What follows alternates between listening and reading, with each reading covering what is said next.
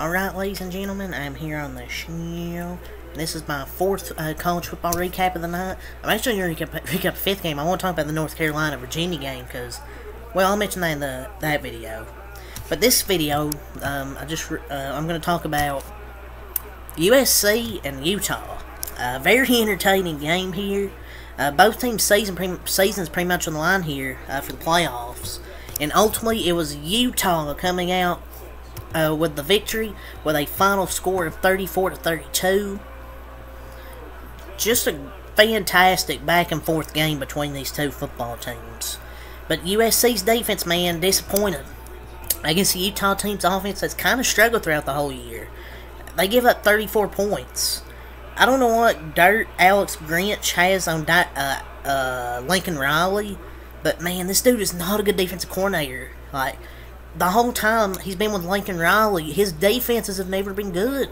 Like, I thought USC's defense to start the year was pretty solid, but it really wasn't against any fucking good teams. Like, start the year, I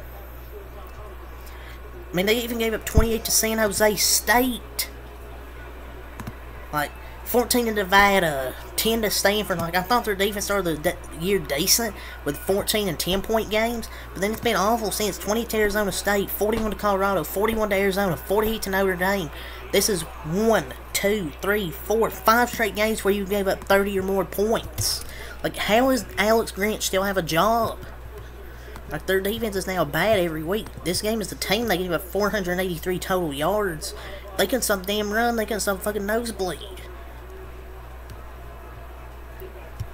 Like, Jaquidian Jackson, 26 runs, 118 yards, 4.5 a carry. Sam Vaki, 9 runs, 68 yards, 7.6 yards per carry. Bryson Barnes, I thought made a bunch of good plays. Besides that pick six, I thought he played a great game. 10 runs, 57 yards, 5.7 yards per carry, 1 touchdown. 4 total touchdowns for Bryson Barnes, along with 3 passing touchdowns. Gotta give credit to Bryson Barnes. That dude balled out tonight. Besides the pick six, he let him down there at the end with that 26-yard run to put him in field goal range to win the game, which effectively ends USC's season. But yeah, I thought Utah done a great job offensively, especially running the ball. Like, they ran the ball down USC's throats tonight. And Sam Vaki was actually their leading receiver. He's the only one that really done anything. 5 catches, 149 yards, 2 touchdowns. Like, that dude balled out tonight, did Sam Vaki. 68 rushing yards, 149 receiving. See, they have a good offense when they can put it together. Is they haven't been able to put it together, or is it just USC's defense being that trash? I guess we'll find out as the season goes now for Utah. But you gotta give credit to Bryson Barnes and that Utah team.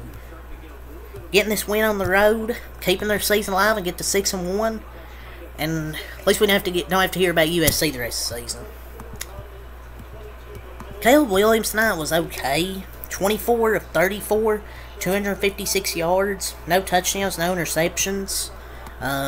He had that rushing touchdown there at the end that gave him what was at the time a 32-31 lead before USC's defense got that big rough in the passer targeting penalty, and then gave up that 26-yard run.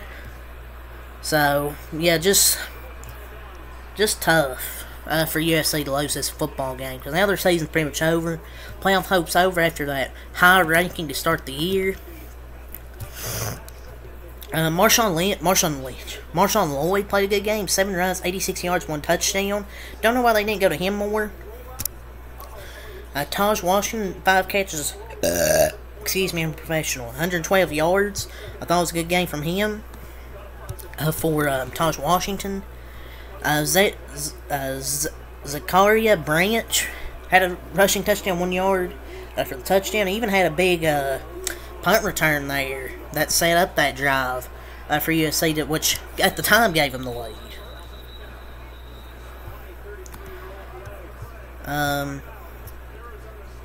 Yeah, I mean, there's not much more you can say if you're a USC fan. Definitely disappointing.